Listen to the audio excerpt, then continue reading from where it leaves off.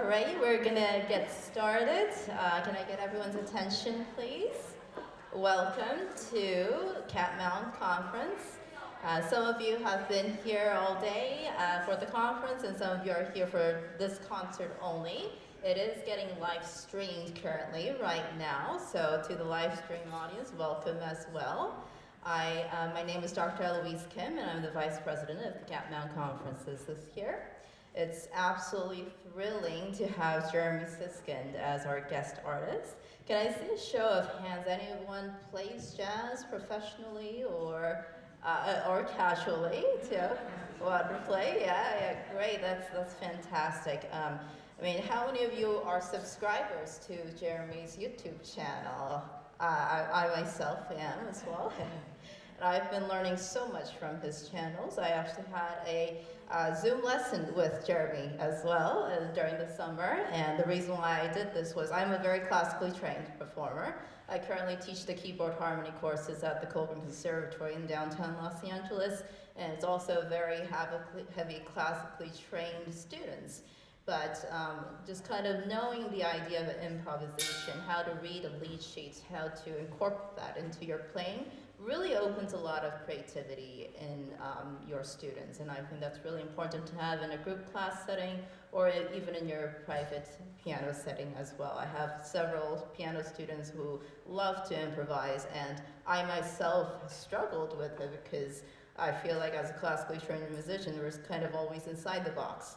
But kind of learning, I had one lesson with Jeremy, and it really opened so many doors for me. I wasn't a very fast student in the lesson because my brain was a little bit like foggy that day, but Jeremy was still really, really patient, and he just broke down everything and step by step. He's a terrific teacher, and it's a huge treat that he is here tonight. The title of his lecture, or recital lecture, is Brief History of Jazz Piano, and he's going to actually announce the repertoire from stage. So it's going to be a nice surprise. You can read more about Jeremy on page 19 of our conference booklet. So can you all give a warm applause to Jeremy Siskind?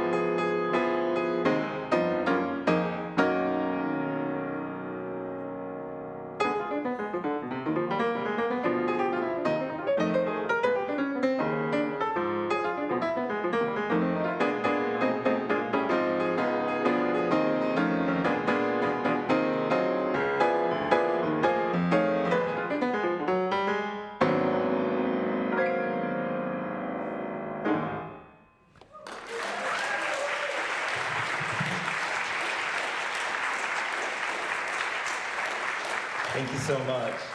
I always like to start off my concerts now with a free improvisation, and I thought, you know, we're going through a history of jazz piano.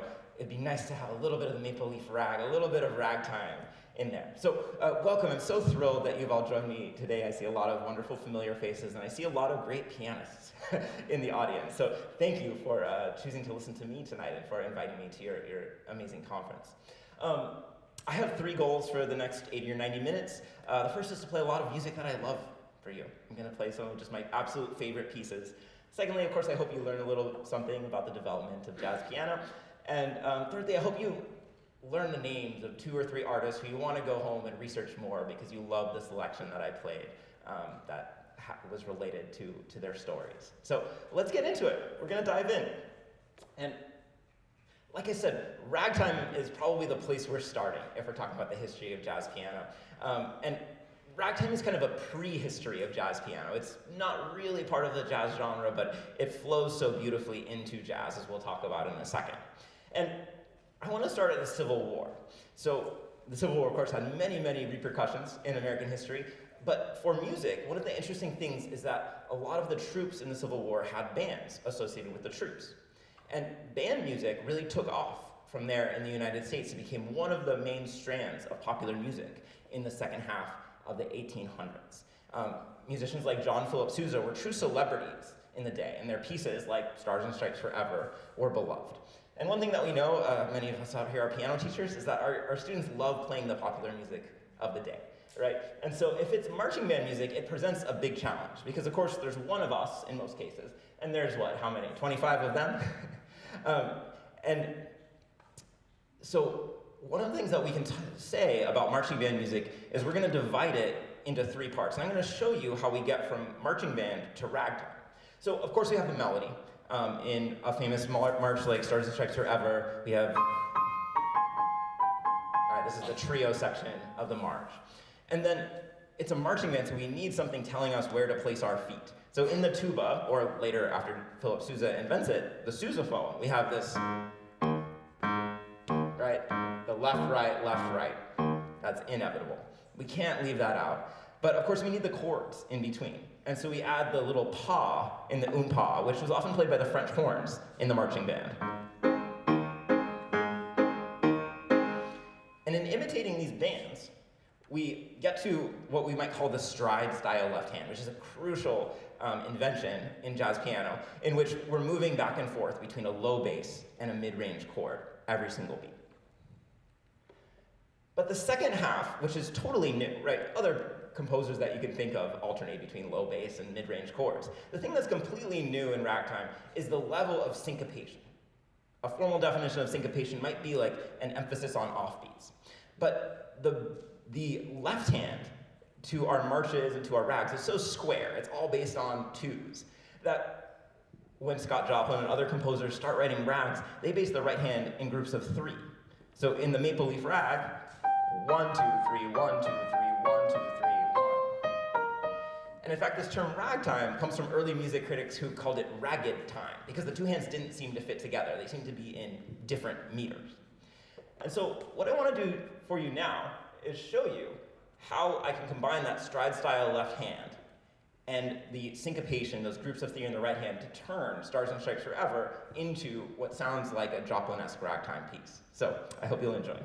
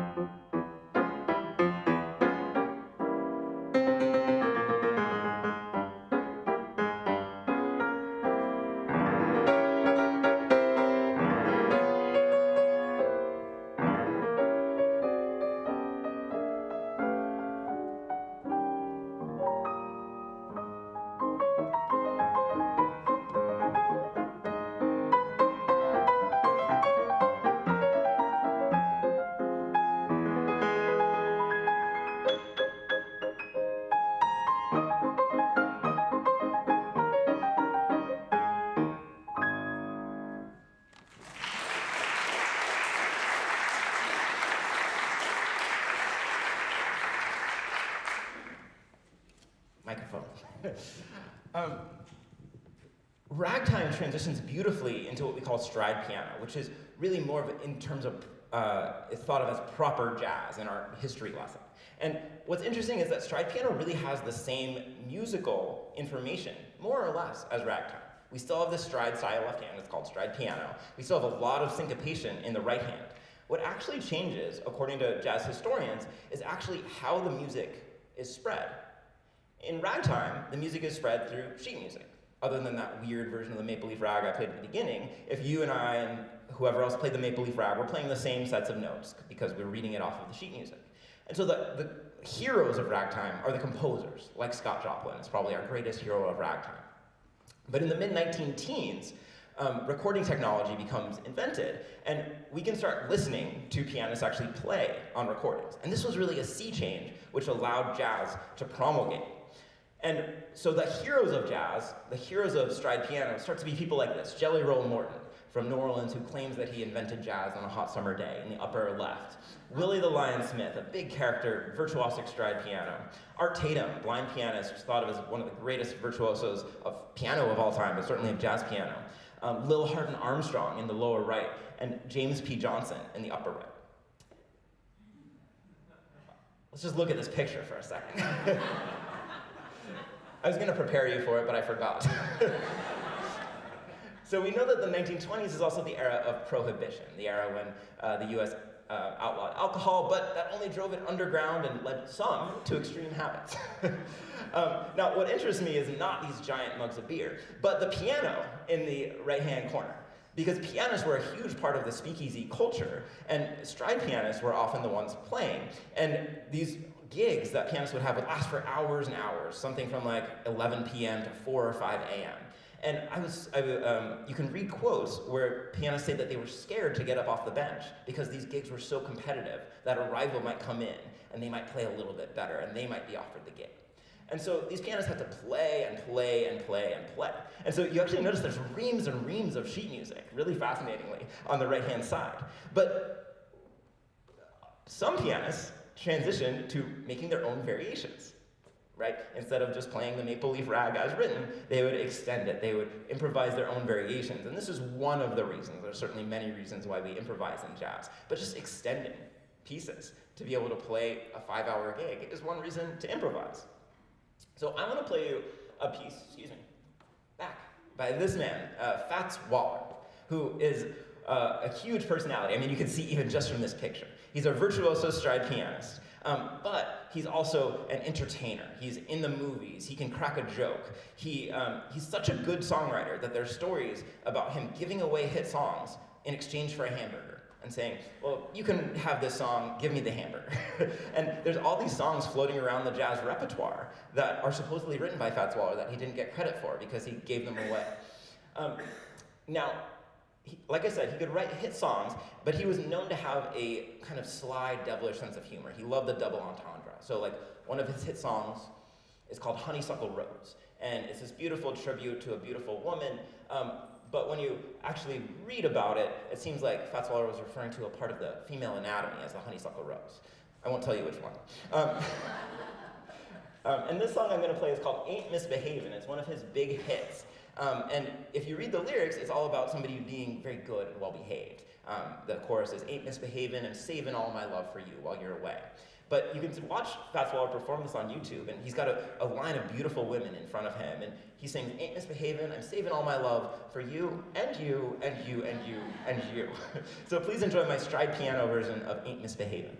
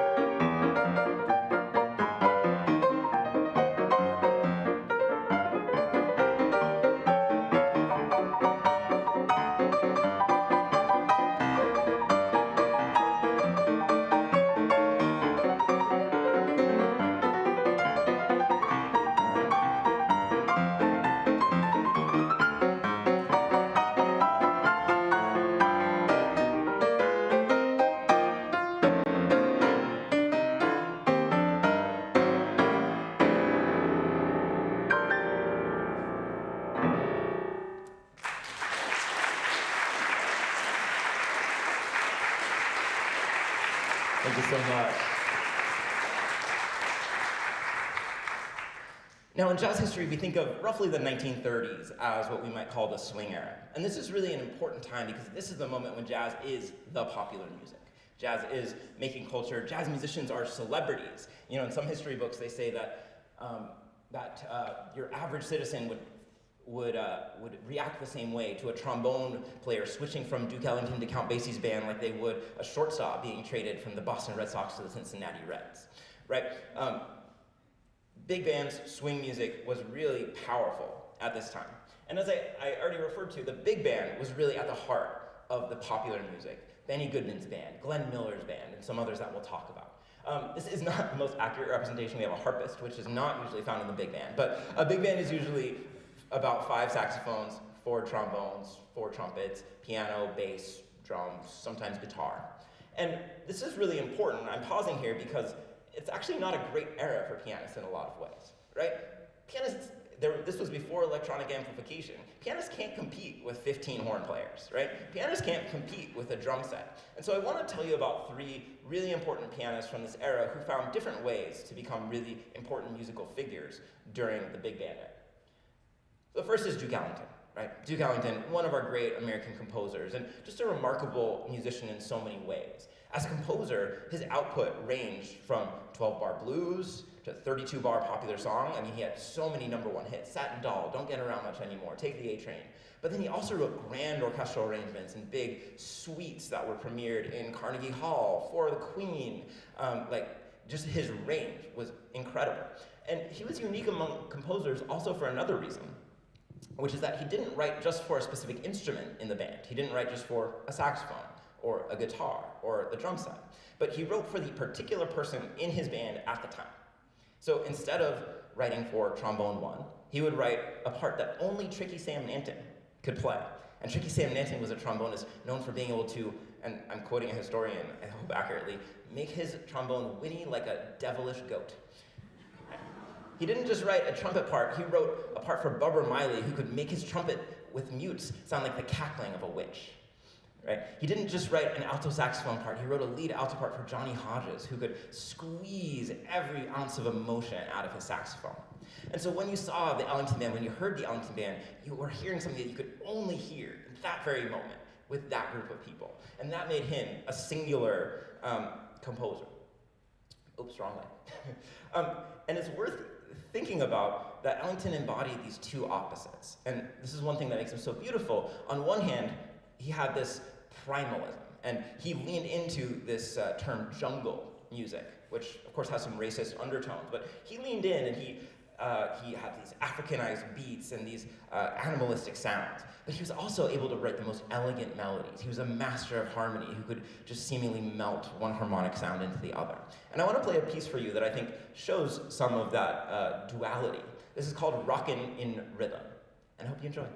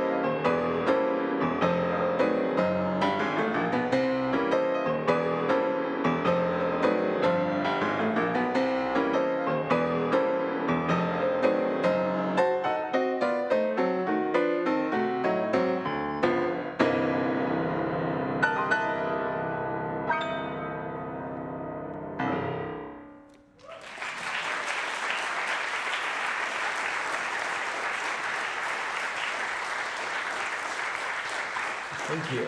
So Ellington really made the band his instrument. And that's not to take away, he was actually a really fine pianist, and you could hear him playing beautifully on a number of recordings, but the band was really his instrument, his vehicle.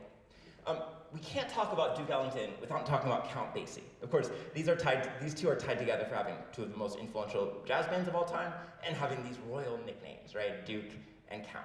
But they were very different pianists and they were very different musicians. Ellington was originally from Washington, D.C., but spent most of his career in New York, and he was the picture of refinement, right? He was nicknamed Duke because he always said the right thing in the right moment. He dressed a certain way. He acted elegantly. Basie was from Kansas City, and the Kansas City music tradition is very influenced by the Texas tradition, especially the Texas blues. And so Basie grew up playing boogie woogie, this style where we have eight notes per bar, really drenched in the blues. And his band would be much less organized, whereas Ellington would have every note perfect. Basie's band would be a little bit more ragged. They would do more improvisation. They might play in more of a kind of jam session style. And Basie himself was known for his minimalism. He was known for waiting for the windows when the band was not playing, and then playing something really short and pithy. But he always played the perfect thing in the perfect place. It might just be a single ping, and that's all you heard from Count Basie the whole recording, but it was the perfect ping. So Basie becomes a minimalist and waits for the moments when the piano can shine. Errol Garner is a brilliant pianist. He started as a drummer from Pittsburgh. And what I want to share for you that Errol Garner does is he makes the piano into a big band. And a lot of pianists have since followed his lead. Instead of playing in a big band, he simulates a big band arrangement. He strums chords like a guitar in the left hand. And he plays big block chords simulating trumpets and saxophones and trombones in the right hand. He most famously does this on an album called Concert by the Sea. If you're interested in Errol Garner, he does this with piano, bass, and drums. I'm gonna try to do it with just piano, so bear with me. And I want to play Errol Garner's most famous song, a ballad called Misty. So I hope you enjoy. Listen for the big band.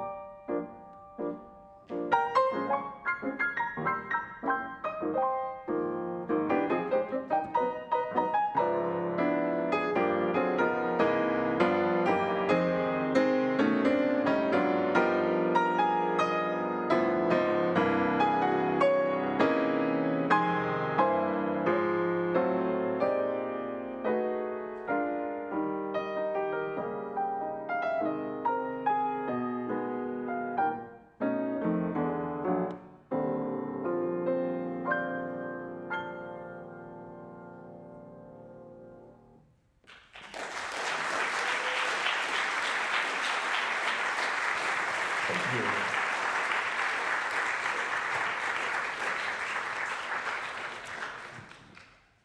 So the swing era, as I said, has jazz as the popular music of the day. And with popularity, I think comes some negative things, right? When something becomes popular, people come in and want to try to make money off of it, which very much happened with the swing era. And it had some effects in terms of affecting this next era of bebop. The bebop musicians felt a little embittered by their experience, working really hard, playing in big bands, and not feeling like too much of the money was trickling down to them.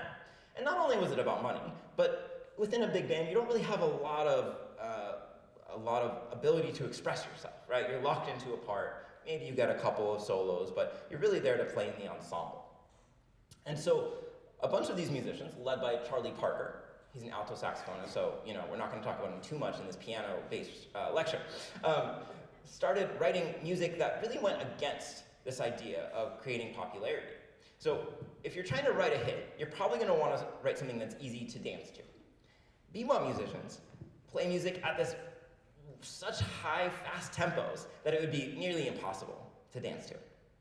If you're trying to write a hit and make a lot of money, you're probably going to want to make something really singable, catchy, repetitive. Bebop musicians write these crazy stream of consciousness melodies that nobody would ever really leave the club singing. And you're probably going to also want to focus on ensemble sections if you're trying to write a hit. And bebop musicians say, no, it should be improvisation. It should be these genius artists like Charlie Parker expressing themselves that should be at the center of the music. So this was a real sea change. And I always find this to be a fun historical fact. Apparently there was a recording ban during World War II. And this was the moment when bebop was percolating. And so we can precisely date the beginning of bebop to 1945 when the recording ban is lifted, and we get this fully formed art form, which is kind of wild in terms of history.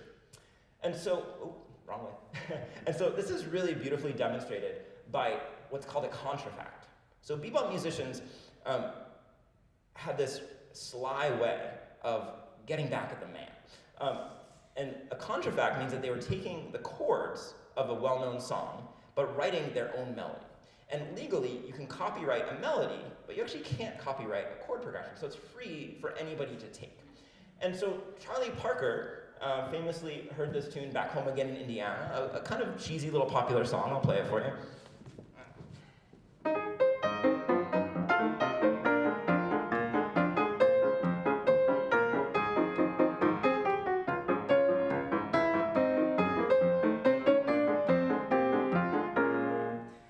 So he takes this song, and he decides, I want my own melody. And he writes this piece called Donna Lee. Let me play that one for you.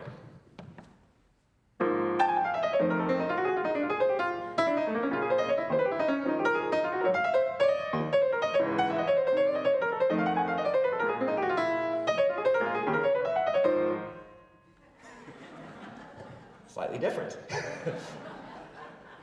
And really the stated purpose for a lot of bebop musicians was to make something unstealable. They said, every innovation that we came up with during the swing era, people would come steal it. Another band would steal it. A club owner would tell another band to play that same way. So we need to make something so complicated, so intricate, that nobody could actually steal it. And at the time, people were really freaked out by this new music. Musicians were saying, I don't even know what's going on. Of course, 80 years later, we figured it out. Don't worry, I'm going to play bebop for you. Now, on the piano, Bud Powell was really the pianist who's credited with taking these innovations of melodic players like Charlie Parker and trumpeter Dizzy Gillespie and translating them for the piano. People say that he was every bit the improviser that Charlie Parker was, but he was able to translate it to the piano. Now, sadly, his life took a really tragic turn. He was beaten by a police officer outside of a New York jazz club when he was still a young man. And he was in and out of mental institutions for most of the second half of his life. And he wrote a bunch of tunes about these experiences, including this next one that I'm going to play, which is called Hallucinations. And Bud Powell sometimes wrote very serious music about this experience. He wrote a piece called Glass Enclosure about being kind of locked up, which is a really beautiful, haunting piece of music. He also had a sense of humor about it, and he wrote pieces like Un Poco Loco about the experience of being maybe a little bit crazy. As I play Hallucinations, I want you to listen not just to the right hand, which is going to be filled with rippling eighth notes in the bebop style, but I want you to also listen to the left hand. Everything that I've played so far has mainly had quarter notes, just chunk, chunk, chunk, chunk in the left hand. But in bebop, the left hand becomes more irregular. Drummers refer to dropping bombs in the bebop style, really surprising people with where the left hand comes in. I describe bebop style left hand to my students as kind of like a boxer in a sparring match. I can't box. I don't know if this is the right form. But it's not random, but it is going to be irregular. You do want to kind of surprise people with the bebop left hand. So I hope you enjoyed this performance of Hallucinations.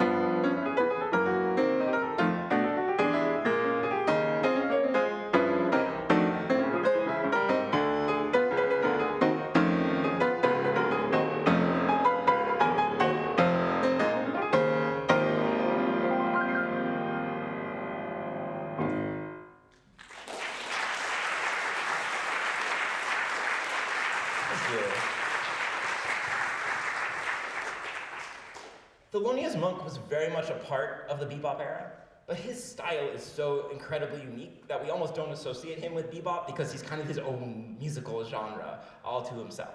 And in jazz, and I think in culture, we think of Thelonious Monk pretty accurately as this uncompromising artist. This person who, if there are any rules to jazz, he would break them. And let me give you some examples of what I mean. Most jazz is composed with chords changing on beats 1 and beat 3. Thelonious Monk would write tunes where the chords change on beat 4 and beat 2 and the end of 3. Most jazz has quarter notes and eighth notes in the melody. Thelonious Monk would use 16th notes and quarter note triplets and all these different rhythmic subdivisions. Most jazz pieces really stay within the same style for the whole piece. Thelonious Monk would juxtapose all these vastly different styles. He would become obsessed with a motive that would last for an entire piece. And Monk only wrote about 70 pieces in his life, most either just 12 or 32 bars long, and yet we think of him as absolutely the pinnacle of jazz composing, in part because of this uncompromising artistry. On the piano, Monk is known for embracing symmetrical scales, like the whole tone scale, which we might associate with Debussy and the Impressionists, and also using more dissonance than other pianists might dare to use. But each Monk composition is this little riddle, where he puts all of these pieces together that might not seem to go together, dissonant chords. Well, I'll tell you about the piece I'm going to play for you. It's got a beautiful ballad melody at the beginning. It's got some interrupting chords. It's got some cowboy boogie-woogie. It's got some orchestral swells. It's got some moments of intense dissonance. And yet it all is next to each other, and the riddle is, why does this still work as a tune?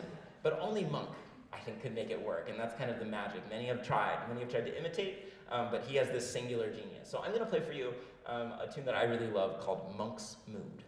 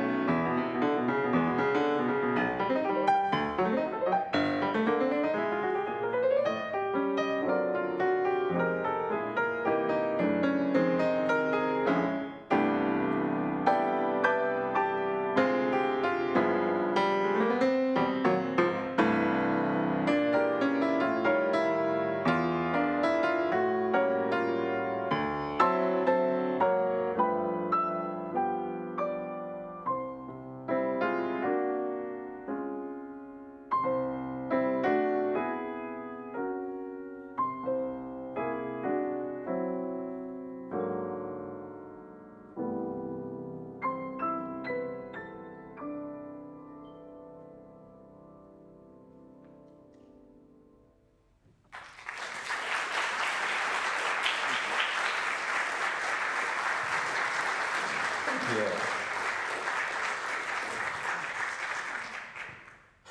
So as you can probably tell, bebop is this kind of really musically pure movement, right? It's so deeply committed to certain artistic ideals that it was very appealing to a lot of people. And thanks to geniuses like Monk and Bud Powell and Charlie Parker, people still loved the music. But a lot of people were anxious to package it in ways where a wider public might be able to enjoy it. And these two trends, or movements, that are up on the screen, hard bop and cool jazz, are two names that we've given to different attempts to take all the innovations of bebop and make them a little bit more palatable. So for instance, we have Dave Brubeck and Time Out, of course, with the hit song Take 5 in the 1950s. We have Vince Guaraldi writing music for the Peanuts. We have George Shearing, the incredible blind British pianist who had big hits with his quintet. But I want to talk about Oscar Peterson. And Oscar Peterson is a great, yeah, we got Oscar Peterson fans out there. We got Canadian plants. Oscar Peterson is a Canadian pianist. Actually, I was just at York University where he was a chancellor. We can associate him with this movement called hard bop. And hard bop means that all the solo sections, all the improvisation mostly takes on the aspects of bebop, but usually they're paired with a melody that's gonna be catchy, it's gonna be bluesy, it's gonna make everybody happy. And this was really a perfect fit for Peterson, who is this brilliant bebop improviser, and probably outside of maybe Art Tatum, one of the greatest virtuosos to ever play jazz piano. And he innovated so much. He was known for his what's called double time lines, meaning that the melodies that he would play would seem to be going twice as fast as the underlying rhythm. And he was known for playing melodies in both his right hand and left hand at once. And I'm going to be doing all this for you as I play a tune called Kelly's Blues. And so I want you to listen for the catchy blues melody that's going to make you tap your foot. You're going to listen for bass lines in the left hand that are part of Peterson's style, and then those double time lines and those double-handed runs. So enjoy.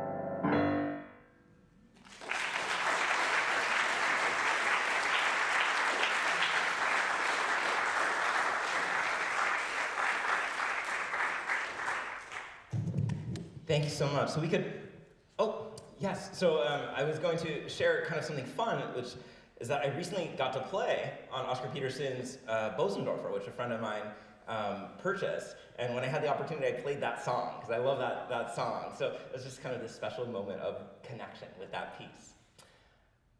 So if that's a great example of hard bop, when we think about cool jazz means that we're dealing with more muted sound, more introverted subject material, maybe smaller ensembles, maybe slower tempos, right? If you've seen some playlist called Jazz for a Rainy Day, you might be dealing with cool jazz. And Bill Evans's career is representative of way more than cool jazz, but certainly he's this pianist who really turns inward into more of an introverted posture than that clearly extroverted piece. You're probably not going to be having a party listening to Bill Evans's music. You're going to be reflecting, meditating, and really enjoying. Bill Evans is an extraordinary pianist. He had this really dark sound on the piano. And he revolutionized the piano trio. Up until Bill Evans got a hold of it, piano trios, the bass would basically play the bass notes, the drums would play the beat. But in Bill Evans's trio, all three instruments were basically equally talking to each other. The bass was free to make melodies and create counterpoint with the piano, and it was this real incredible revolution in that art form. I'm going to play one of his really popular pieces called Waltz for Debbie, and I'm going to pair it with a piece by Mary McPartland. Certainly important for a lot of reasons, but most importantly because she was the long-running host of NPR's Piano Jazz, and she inspired and shared music with generations of musicians and non-musicians through that platform. And especially as a female pioneer, she was known to really help along the career of other female jazz musicians, including being a pen pal for Diana Krall when Diana Krall was getting her start. I'm going to play a piece of McPartland's called Time and Time Again. And this piece, in addition to having these kind of subdued tones, is a representation of the influence of Brazilian music, and particularly bossa nova, into jazz that starts in the 1960s. So I hope you enjoy Waltz for Debbie, which will go straight into Time and Time Again.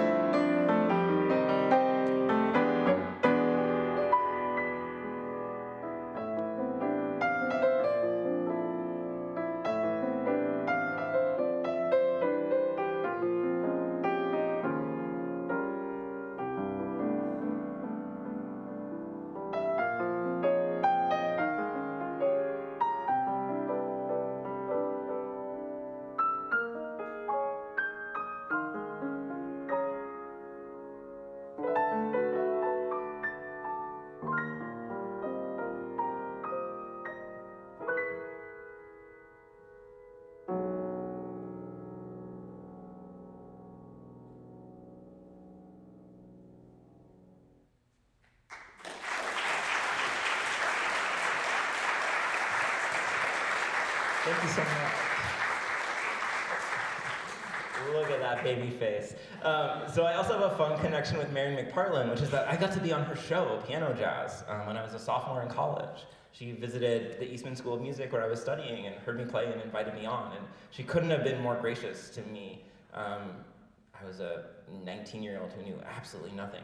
But she treated me like I was, like I knew what I was doing, and she was so lovely. And I'll tell you a secret, which is that she was this very proper, she's British, and by the time I met her, she was probably well into her 80s, this very proper British old lady, but she'd spent all of her life in jazz clubs. So when the tape wasn't running, she swore like a sailor.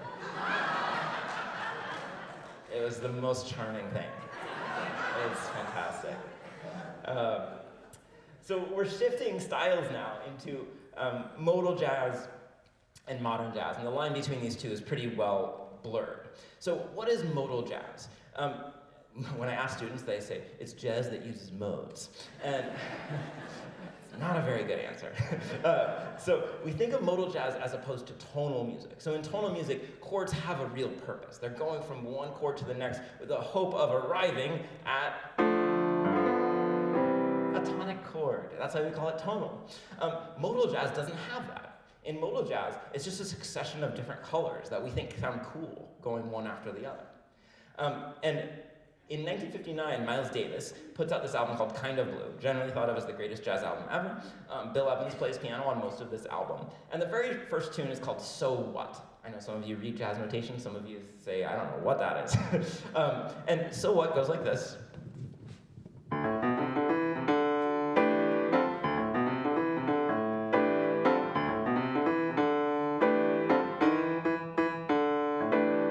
Okay, fun tune. But it doesn't have any of these progressions that we would usually expect. Instead, it actually stays on the same chord, D minor 7, for 16 measures. Right? Usually in jazz, chords change about once per measure, maybe twice per measure. It stays the same for 16 measures on D minor 7, and then goes up a half step to E flat minor, stays on that for 8 measures, and then goes back to D minor 7. So this is really, really different than what we've been hearing so far. I was going to actually show you how 16 measures sounded, and then I realized that my presentation would go over time. And new harmonic patterns required new types of ways to play chords on the piano. And so this is McCoy Tyner, who famously played in John Coltrane's quartet, and he was known for using quartal voicings, quartal with a Q, which are built in fourths rather than in thirds.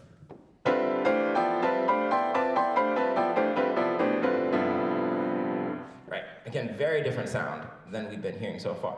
Where's my clicker? There it is. All right. And two of the masters of the style are Herbie Hancock and Chick Corea. And these two share a lot in common. A lot of their career went along the same tracks. They both grew up in the hard bop era and put out their first albums as hard bop albums. They both worked with Miles Davis. Herbie Hancock actually played in Miles Davis's second great quintet. They both were interested in ideas of fusion, of combining jazz with other styles, particularly funk.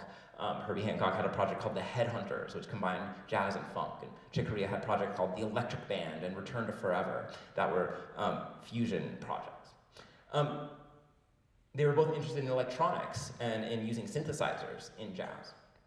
And they were both consummate pianists, incredible pianists. They loved playing together as well, and they actually have a couple of albums together. I really recommend you listen to an album called An Evening with Chick Corea and Herbie Hancock. It's incredible music. I got to see them live together at Symphony Hall in Chicago. And on that album, they played this tune by Herbie Hancock, and this is another great example to understand modal jazz. So this is called Maiden Voyage. And this one's probably even harder to read. But here we have one chord every 4 measures. So not quite as long as So What, but still pretty long. And these chords are not normal chords. They're not major or minor or dominant or even diminished. They're sus chords. All right. That was bound to happen. They are sus chords, and a sus chord, let's see if I can do this while putting a battery in. A sus chord is, instead of a dominant chord like this, we replace the third of the chord with the fourth, which gives us what we would normally call a suspension. And in tonal music, in most normal music, this chord would resolve. Right? But look at this chart. It goes D sus to F sus to E flat sus to D flat sus. It's one sus chord after another with no resolving. So it's going to sound much more open, it's going to sound much more exploratory, it's going to sound very different than the finality that we get at the end of a tonal piece. So I hope you enjoy, let's see if this clicker works. I hope you enjoy Maiden Voyage by Herbie Hancock. Oh yeah.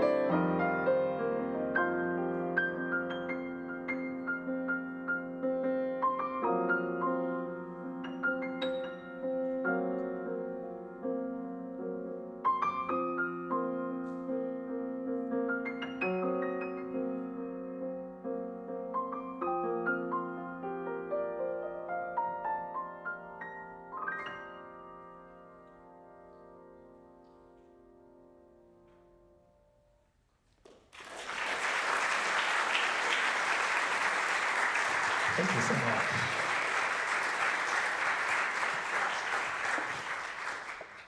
Now, as we accelerate into the 80s, 90s, and the 2000s, one of the main trends happening all over in music, and certainly in jazz, is that lots of styles are being combined. no more is jazz just jazz, but jazz gets combined with classical music. Jazz gets combined with electronic music. Jazz gets combined with funk and rock, as I've already suggested. And it also gets combined with a lot of world music. This is pianist Tigran Hamasyan, who won the Thelonious Monk jazz piano competition in 2004, I think. And he's an Armenian pianist. And a brilliant pianist can play standard jazz, but if you listen to his albums, he uses a lot of Armenian scales and rhythms and plays Armenian folk songs. And I want to play for you a song by Hiromi Uehara, who many of you might just know as Hiromi. Hiromi was inspired by Oscar Peterson and very much so by Chick Corea, and she actually has a duo album with Chick Corea.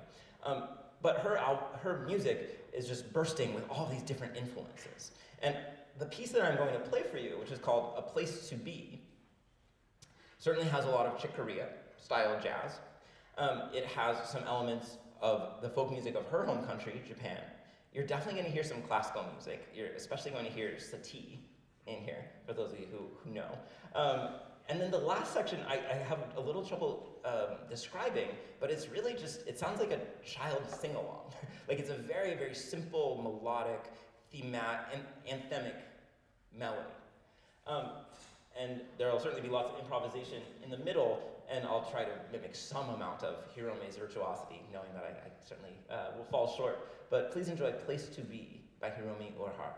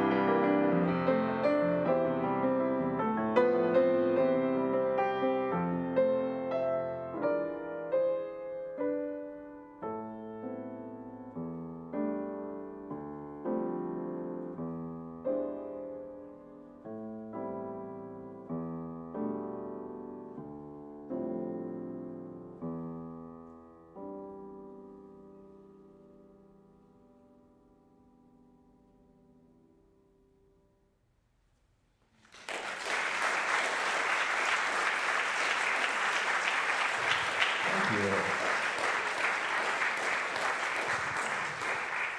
I have just 2 more pianists and 2 more pieces that I'd like to share with you. Is that okay? You don't have a choice. The doors are locked. This is Keith Jarrett, one of the just incredible, imaginative pianists and music makers of the last 50 years. It wouldn't be that much of an exaggeration to say that if you could think of it, Keith Jarrett has done it. He's recorded the Well-Tempered Clavier on harpsichord. He's recorded Shostakovich's Full Preludes and Fugues on piano. He's led an avant-garde American quartet that plays free jazz. He's led an ECM-style European quartet that plays jazz influenced by New Age music. He's led a standards trio in the style of Bill Evans for 30 years. He recorded probably the greatest solo piano album of the last 30 years, The Melody at Night with You, which is full of kind of lullaby-style jazz ballads, one of which I'm going to play for you in a second. But probably the most unique thing that he did was that he would do these concerts where he would just sit down at the piano and improvise a whole concert with no pieces, no nothing, just one big stream of genius piano music. And the most famous one is called the Cologne Concert, and it's very ironic that it's famous because Keith Jarrett reportedly hated this concert. He was delivered a piano that he really didn't like, and so instead of playing his more jazz and classical influenced music, he played things that were more influenced by blues piano, rock piano, and the like. And so he kind of really broke from what he liked to do, but it became this sensation. And this is still one of the best-selling jazz albums of all time. If you want to hear more, probably what, as far as I can tell, Keith really intended from these solo concerts, I highly recommend the Sun Bear concerts, which are a series of concerts recorded in Japan. And just, you'll be stunned by how the human imagination can create this much intricate music. So I want to play for you a piece, not by Keith Jarrett, but interpreted by Keith Jarrett, called I Got It Bad and That Ain't Good. It's a Duke Ellington piece. And musicologist Rick Beato called one aspect of Keith Jarrett's style the American style. And this piece is going to highlight that. And in the American style, instead of playing everything with rich jazz chords, we're going to be using some more triads, we're going to be using some kind of hymn-like, chorale-like ways of playing the piano. And if you can think of the song Shenandoah, I think that's the perfect example of the American style. So you're going to hear that throughout the piece, but particularly in the outro, in the coda. So I hope you enjoy I Got It Bad, kind of as played by Keith Jarrett, really as played by me.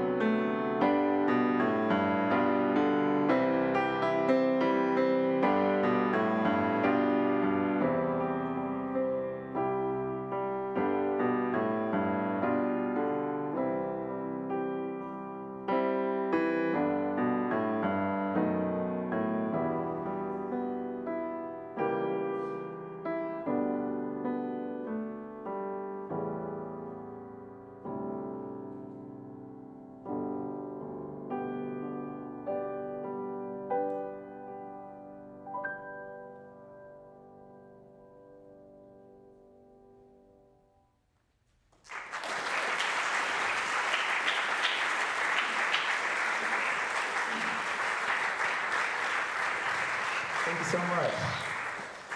That piece, I copied elements of the arrangement. It's from an album called The Melody at Night with You. Beautiful, beautiful album. The last pianist I want to talk about today is Brad Mehldau, certainly a personal hero of mine, and I think a lot of jazz pianists of my generation. I would argue that he's the most influential jazz pianist of the last 30 years. And he took a lot of things that had already been somewhat done in jazz, but he did them so well that an entire generation of musicians said, we've got to do this. So for instance, jazz musicians have been playing in odd meters like 5/4 and 7/4 ever since Dave Brubeck's Take 5. But Brad Mehldau was so good at putting different standards in these meters that now basically anybody who goes to school and studies jazz, you've got to be able to play in these meters because of Brad Mehldau. Other musicians had covered songs from the rock and pop world. Brad Mehldau covers Blackbird by the Beatles, and all of a sudden everybody wants to play Blackbird by the Beatles. He covers Radiohead, and all jazz pianists want to cover Radiohead, and then he covers songs by Oasis and Paul Simon and all these other incredible artists, and makes them sound like they belong in the jazz repertoire. And pianistically, Brad Mehldau really revolutionized the relationship between the right hand and the left hand in jazz. You'd think we wouldn't still be doing this, but he did. He plays this incredible counterpoint between the hands, influenced a lot by classical music, and including one style that I'm kind of obsessed with, which is called perpetual motion, right? Again, he did not invent perpetual motion, but he's really the one to bring it into the jazz repertoire. So for instance, he has this piece called Resignation. And in this piece, between the right hand and the left hand, one of the two hands is playing every single eighth note, and so it has this feeling of perpetually rolling ahead. It sounds something like this.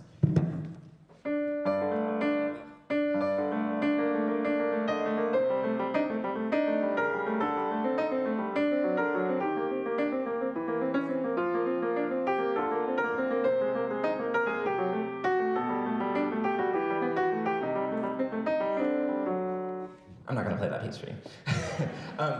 But I became obsessed with this style because it's such a great, such an interesting way to be at the piano. And so I wrote a set of pieces called the Perpetual Motion Etudes. Wait for applause? No? Okay.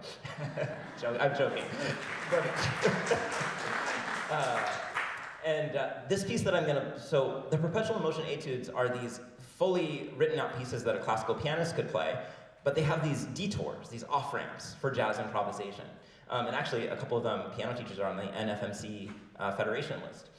This particular one that I'm going to play, Brooklyn Sunset, is particularly inspired by the music of Brad Mehldau. You're going to hear me play in an odd meter. I'll be in 7/4 for most of this piece. You're going to hear me play these chords, which are more typical of bands like Radiohead than other jazz artists.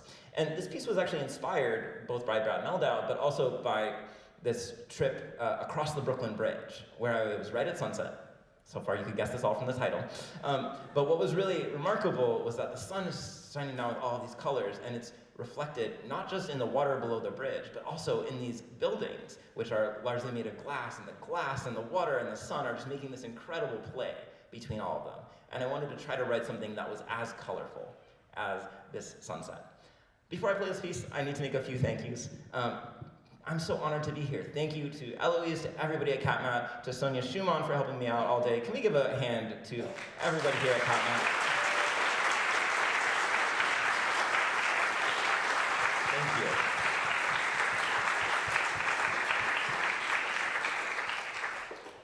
How about a hand for our tech workers in the back?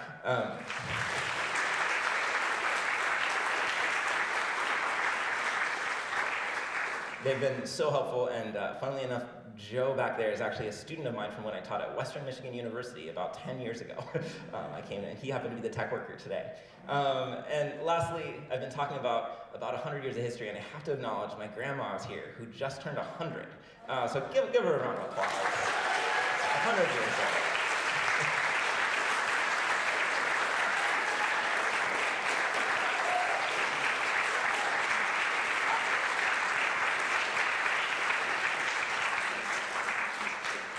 I think when you're 100, you should get a round of applause anywhere you go. I think that should just be a rule.